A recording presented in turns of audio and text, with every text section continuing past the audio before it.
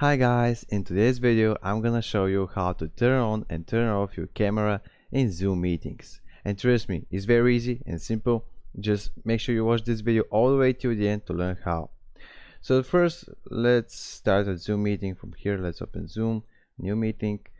And I actually turned off my camera because it's a little bit messy here, so I don't want to show my room and my face. But how to start you how to turn on your camera and turn off it again. As you can see on your bottom side of your screen, you have this symbol here of a camera. So when you click it once, it will start your video. I mean, your camera will, yeah, you will turn on the camera. And when you click it once again, it will turn off your camera. It's the same with the microphone. When you click it once, it will turn off your microphone, and when you click it once again, it will turn on again your microphone. So yeah, it was a very quick tutorial how to do it.